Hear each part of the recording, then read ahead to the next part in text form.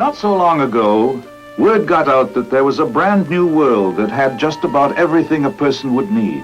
A world that guaranteed full freedom. They made up their minds then and there to sacrifice everything for the day when their descendants, you and I, would be able to live in the manner that they had been denied.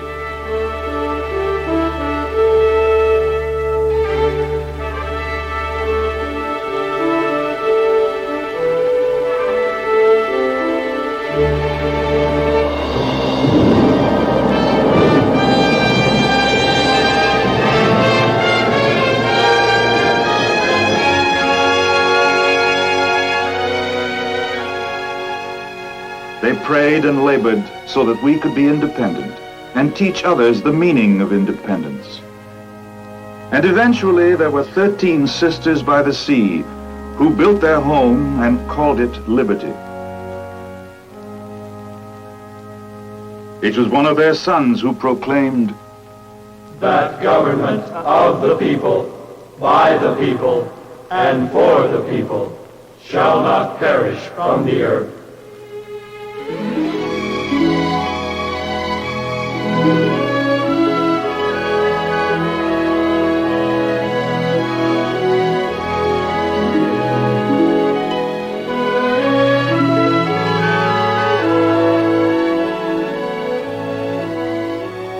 Today there are 50 sisters, each as beautiful as the other. A young country called to early greatness, yet well aware that greatness is born to be challenged.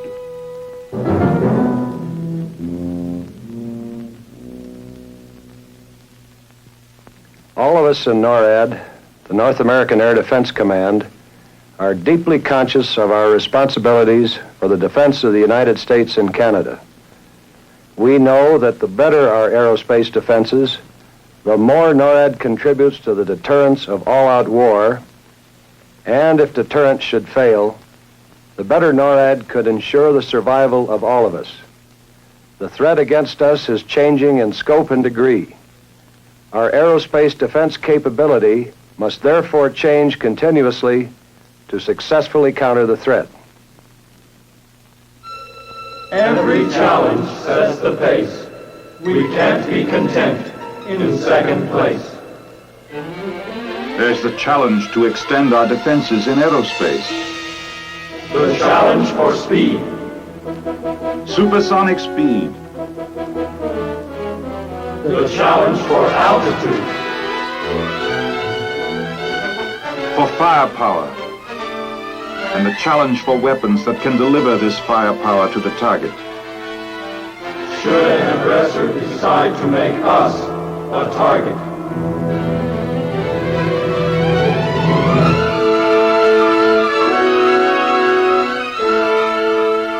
We're doing what must be done, not to show our strength.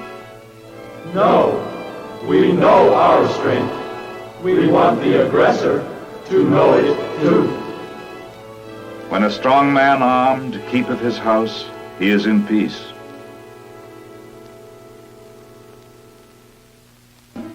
Defense is an ancient art, the key to survival. Its story is old and has been told and retold in many ways.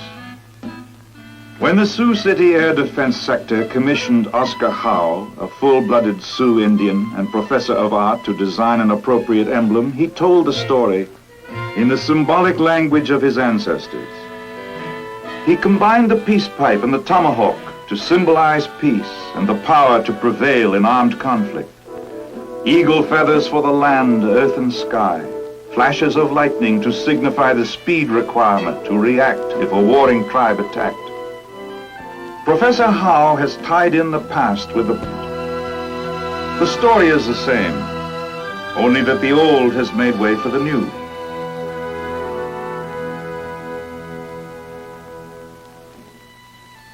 Far to the west, in a pine forest near the sea, where once stood an Indian encampment that time has long since erased, the tribal ceremonies have changed.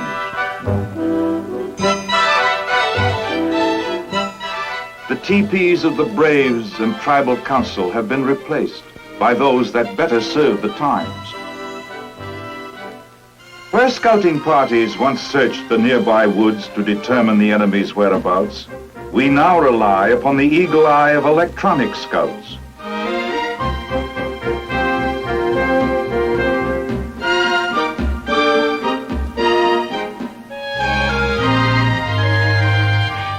The better our power to detect, the greater our chances to protect.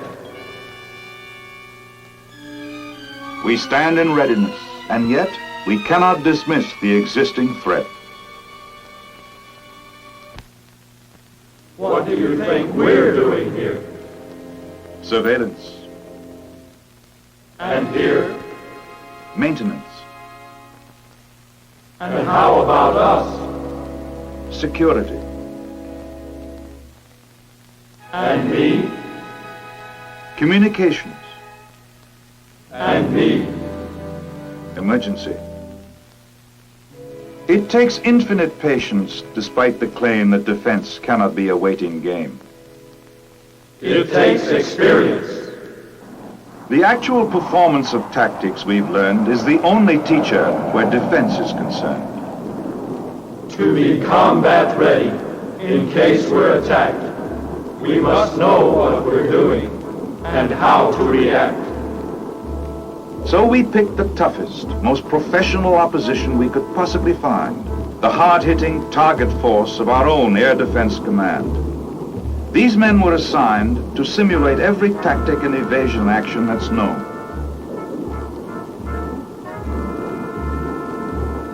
Then, flight and intercept missions were flown. The friendly enemy. Friends versus friends, while one invades, the other defends. In preserving our peace, we have learned from the past. Without a defense, things can happen too fast. Without an organized program and the men to administer it, just one mistake would be the last.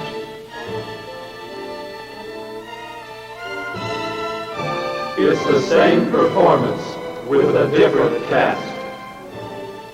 The battle staff, as it is known today, includes the intelligence officer, Formerly known as the medicine man, the communications electronics officer, Chief Thunderbolt, the weather officer, Chief Rain in the Face, ground environment officer, Chief Prairie Dog, the commander, Mighty Council Chief, the deputy for operations, Chief Battle Cry, the fighter interceptor officer, Chief War Eagle, the fighter officer missiles, Chief Flying Horse, the air defense artillery officer, Chief Flaming Arrow. each man a specialist. But it takes many specialists to accomplish ADC's four-sided mission. Specialists to support the vast network of radar coverage, to effect function number 1, Detect, others to catalog and keep track of known air traffic and perform function number 2. Identify, And should identification be questionable, Intercept.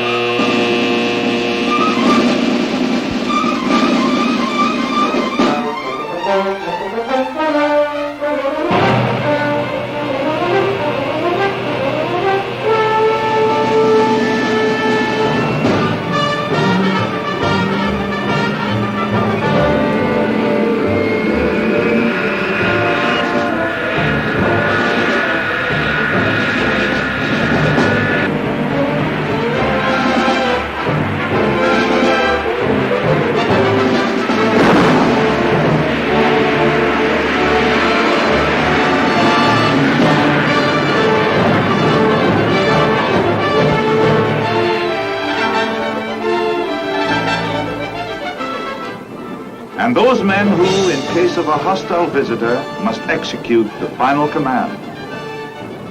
Destroy.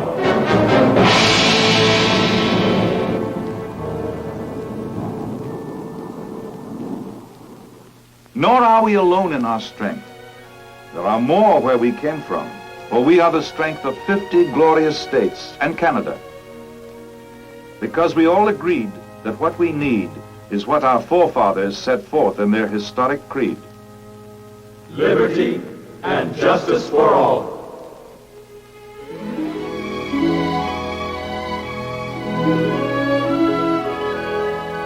And so we joined hands and built a wall of sentinel eyes and ears extending from our borders to the wide frontiers of outer space.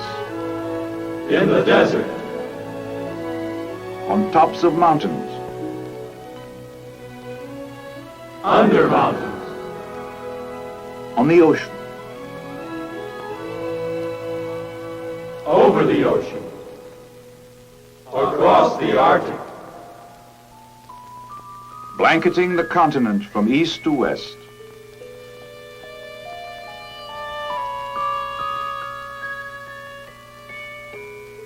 And man must live with that which he has created, keeping his lonely vigil along far-flung frontiers.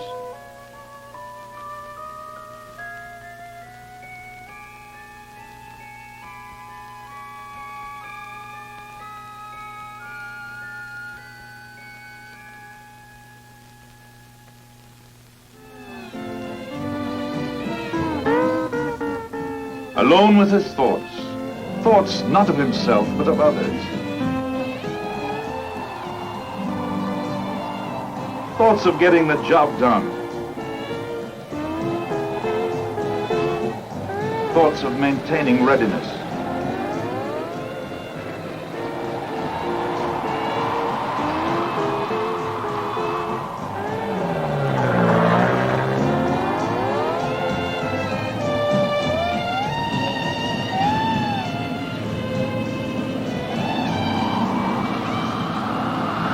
It's work, sleep, eat. an army travels on its summit. So said Napoleon. And when you consider that the pilots and crews of the United States Air Force are the most traveled men in history, why shouldn't they be the best fed? The cooks who prepare the in-flight meals know the type of food that best appeals to the men on air surveillance flights.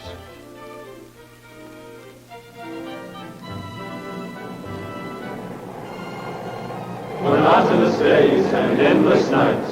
400 miles south to north. The same old course, back and forth. But then comes a break in the routine run. The in-flight meal is finally done. It is easy to see that it is not the black box, but the aluminum box that is their secret weapon.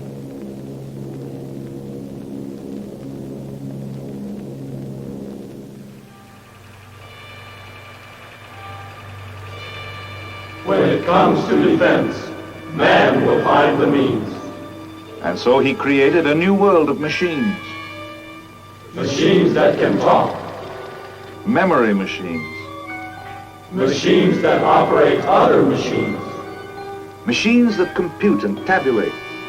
Machines that measure and calculate.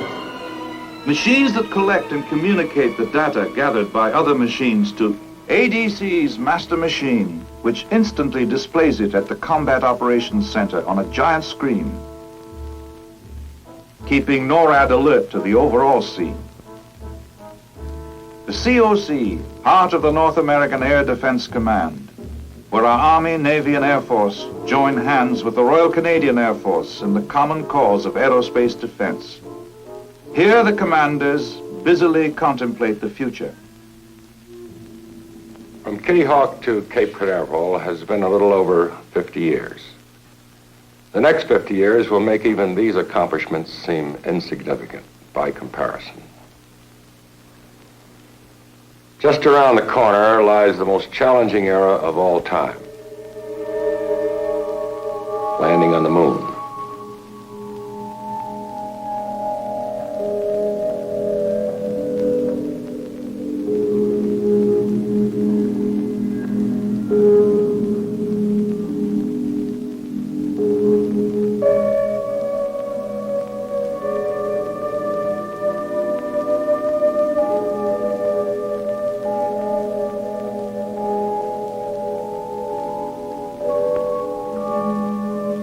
The exploration of space,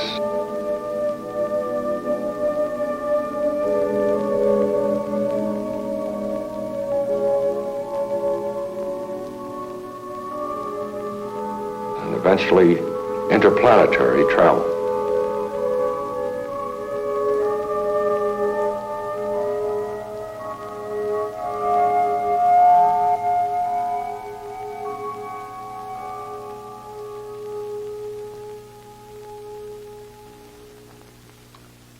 We all hope that man's effort to learn more about our universe will bring men closer together, that space will be explored only for peaceful purposes. But at the same time, we realize that to preserve freedom on the Earth, we must have the capability to counter any threat which any aggressor may pose in space. In anticipation of such a threat, man went to work, and the problem was met.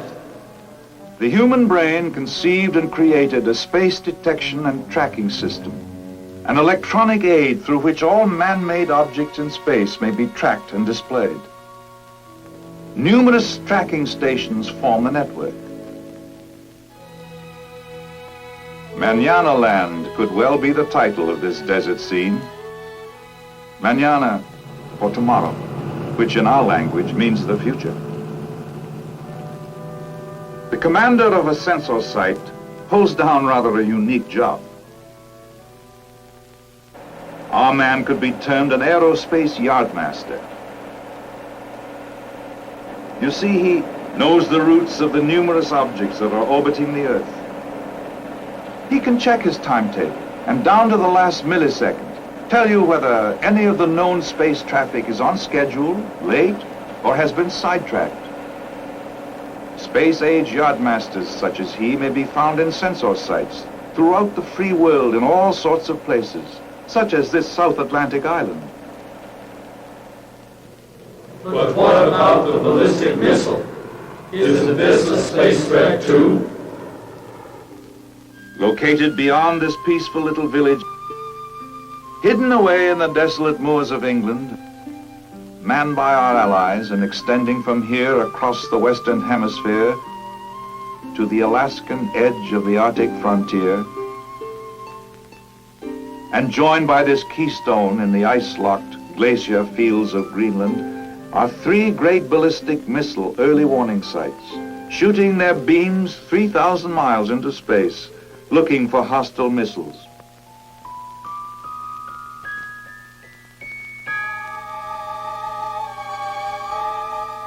Silhouetted against the lost horizon, a chain of strange structures looms, separated yet invisibly linked to the all-seeing watchtowers of defense, scanning, searching, probing, penetrating the cosmic reaches of outer space from the top of the world. A fantasy land of reality, set within the science fiction atmosphere of what could be another planet.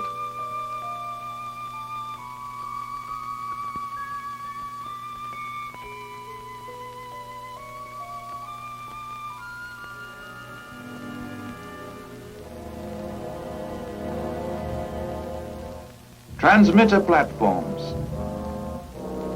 klystron towers and waveguides stretch out overhead, transmitting the driving energy that is generated through huge arteries,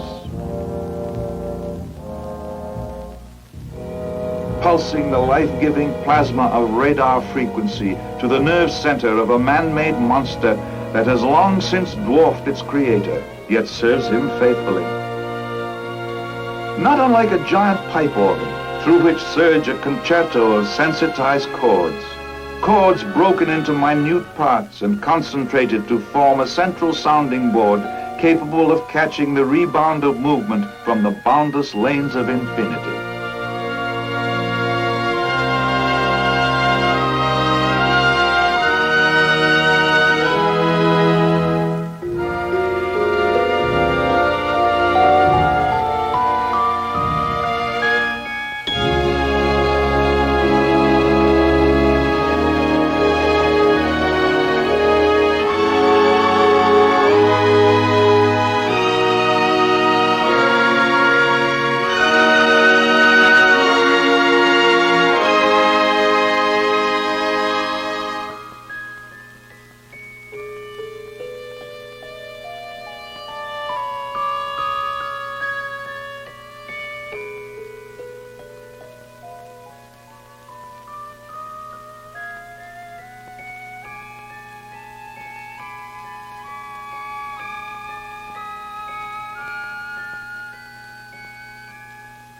Barren as it appears, a vast population, compounding countless trades and professions, tends this early warning system's every need.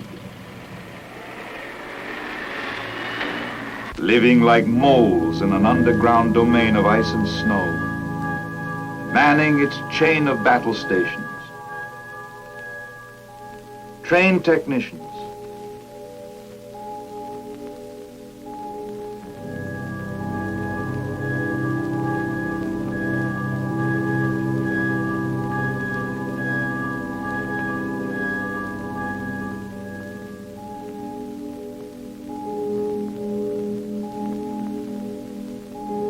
technological specialists whose erudition far surpasses their youthful appearance.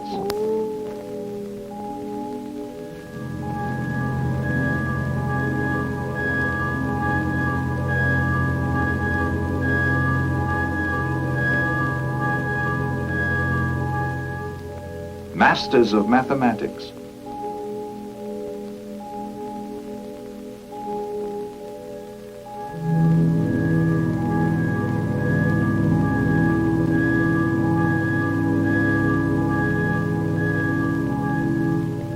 cosmic explorers on the alert, sensitive to the heartbeat and pulse of their charge.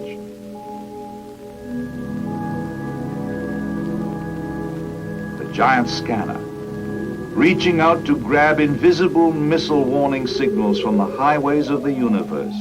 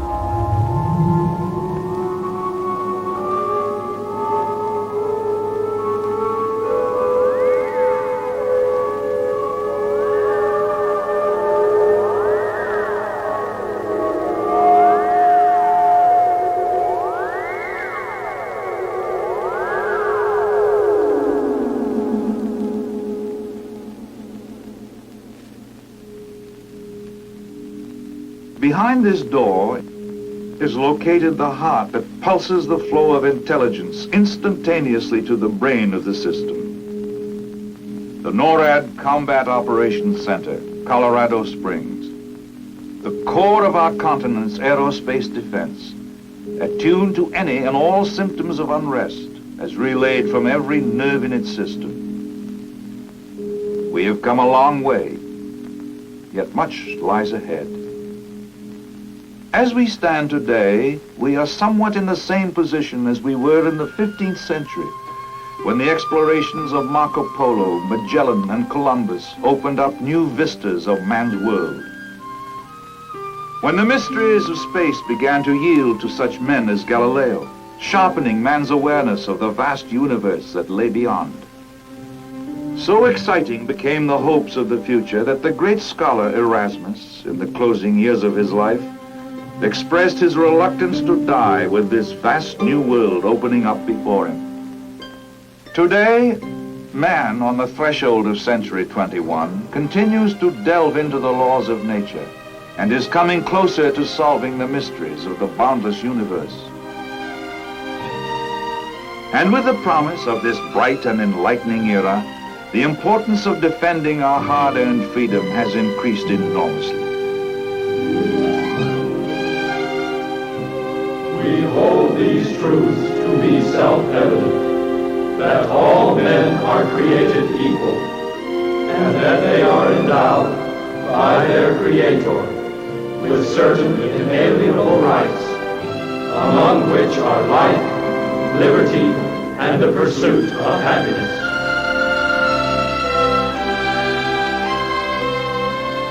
Free men must ensure that no nation will be denied its right on earth through the domination of space by another.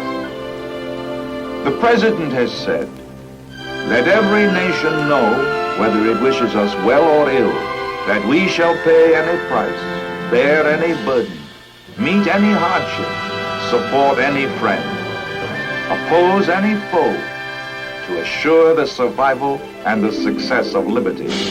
This much we pledge, and more."